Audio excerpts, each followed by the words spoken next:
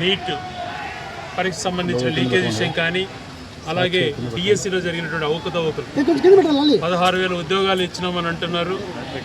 దాంట్లో అనేక రంగాలలో విపరీతమైన అవినీతి, పేపర్ లీకేజ్లే కాకుండా స్పోర్ట్స్ కోటాలో జరిగినటువంటి అవకతవకలపైన దానిపైన విచారణ జరగాలని దాన్ని సిబిఐ ఎంక్వైరీకి ఇచ్చి కేంద్ర ప్రభుత్వంలో కూడా ఈరోజు విద్యార్థి లోకం భారతదేశం అంతా నడుము చుట్టూ ఒక చోటుకు చేరింది. నీట్ పరీక్ష విషయంలో ఏ రకంగా అన్యాయం చేసింది కేంద్ర ప్రభుత్వం దానిపైన కాక్రోచ్ జనతా పార్టీ అనేటువంటి పేరుతో దేశవ్యాప్తంగా సంచలనం సృష్టించారు.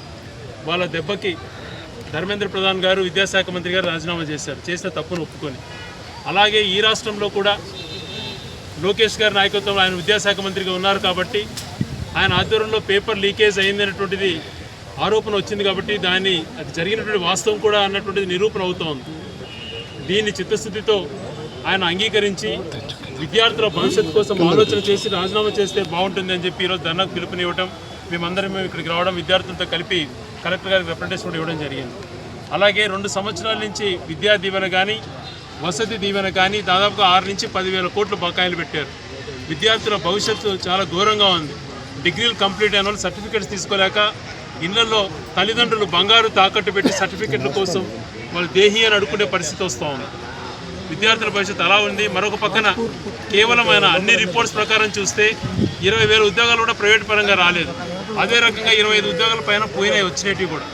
ఈ రకంగా ఏ రకంగా చూసినా కూడా ఆయన 25 లక్షల ఉద్యోగాలు ఇచ్చినా అంటున్నాడు, ఎక్కడ అన్నటువంటిది చూపించలేని పరిస్థితిలో ఉన్నాడు.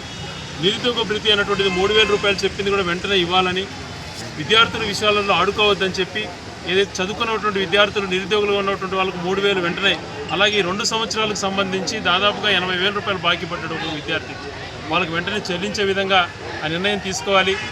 ఏదైతే విద్యార్థులకు సంబంధించి హాస్టల్ది కానీ కాలేజ్ది కానీ బకాయిలు ఉన్నాయో అవి వెంటనే వాళ్ళకి చెల్లించాలని, అలాగే డిఎస్సి తర్వాత మిగిలిన పరీక్ష లీకేజ్లు ఏవైతే ఉన్నాయో వాటిపైన విచారణ చేసి దీనికి బాధ్యత వహించి లోకేష్ గారు రాజీనామా చేయాలని చెప్పి ఈరోజు పెద్ద ఎత్తున వచ్చినారు. ఇక్కడ జిల్లా నాయకులు అందరం కూడా ఇక్కడ సమావేశమై అందరం కూడా పార్టిసిపేట్ అవ్వడం జరిగింది.